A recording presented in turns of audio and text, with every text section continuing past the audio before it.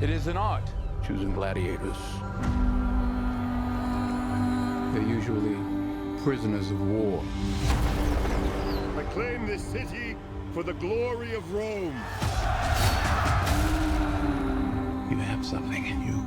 Rage. Never let it go. It will carry you to greatness. Hello there. Have you fallen into an open manhole recently? Do you find yourself in the company of strangers? Well, then you might very well be in the feature Underground. As my ancestors so deemed it, my name is Hunter Lanier, and I roll across the throne room to you today, not the severed head of my enemy, but rather a review of Ridley Scott's Gladiator II. Very quickly, please remember to like the video if you do like it, subscribe if you're looking for more good faith discussions about movies, and to leave a comment with your own thoughts.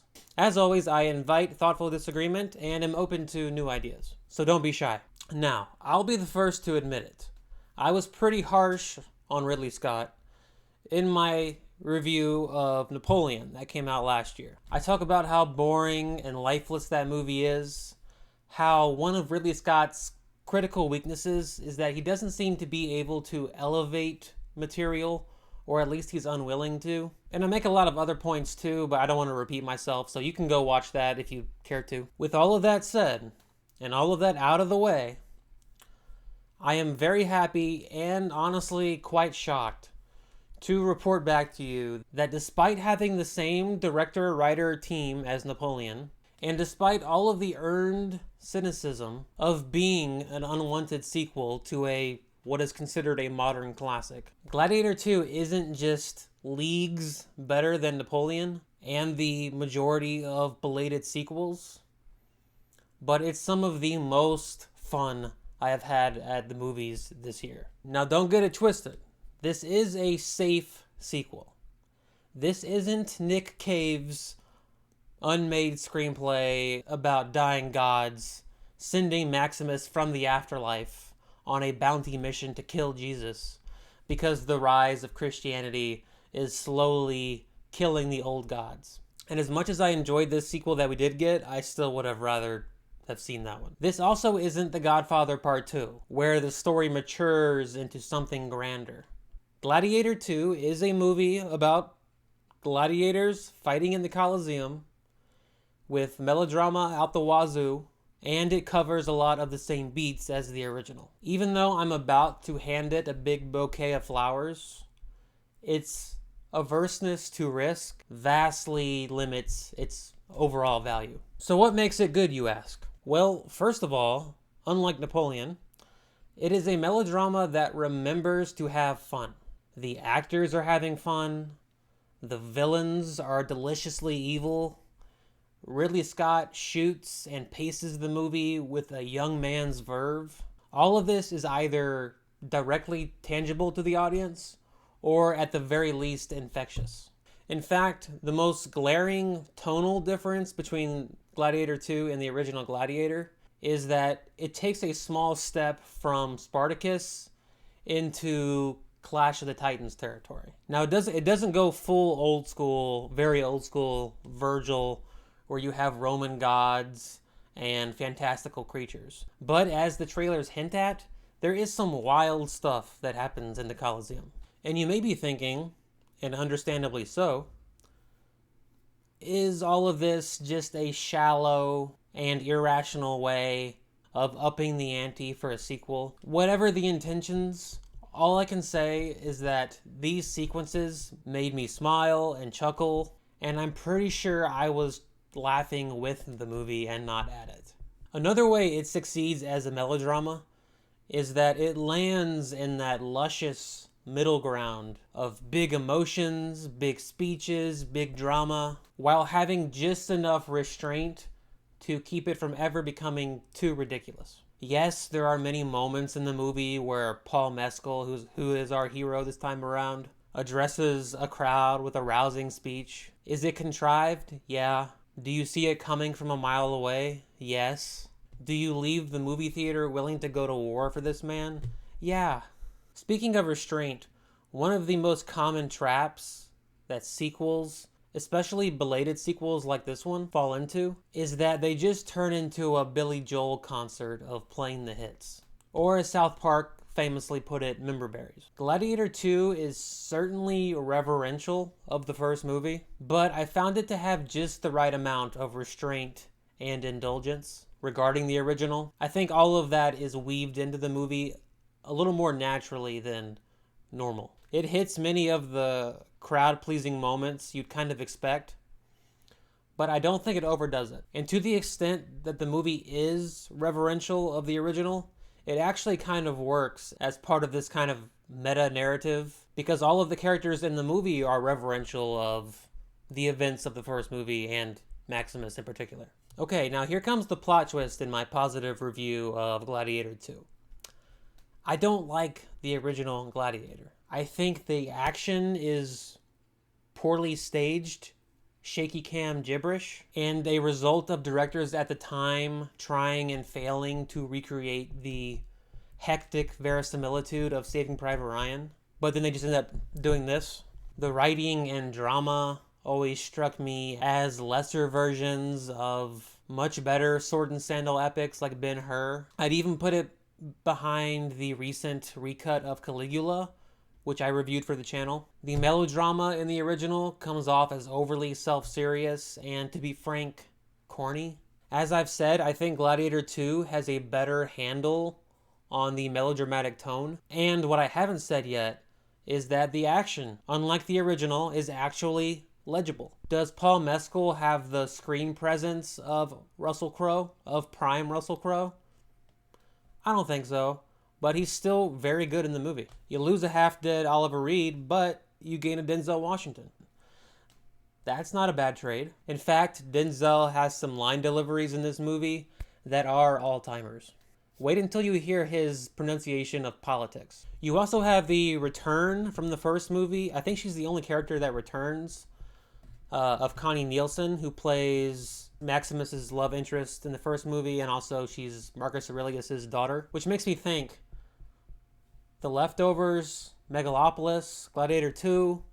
Marcus Aurelius really is having a resurgence at the moment, and I think that's a good thing. I guess what you do in life really does echo through eternity. Who knew? I think the two actors, Joseph Quinn and Fred Hechinger, who play the dual emperors of Rome this time around, are vastly better characters and performances than Joaquin Phoenix's pretty conservative portrayal of Commodus in the first movie. They're both in that Caligula vein of impish dictator, but Hechinger in particular is so amusing as a room temperature IQ toddler man with a gold tooth, a pet monkey, and a grin like he just shit his pants. Now, I know saying that this movie is superior to the original in really important ways is going to sound sacrilegious to some. Given the original's Oscars, it's had 25 years to build a following. It has quotes that are in the lexicon. But I do believe that if you look past the nostalgia, if you look past the cultural footprint, the enhancements that this sequel makes to the original,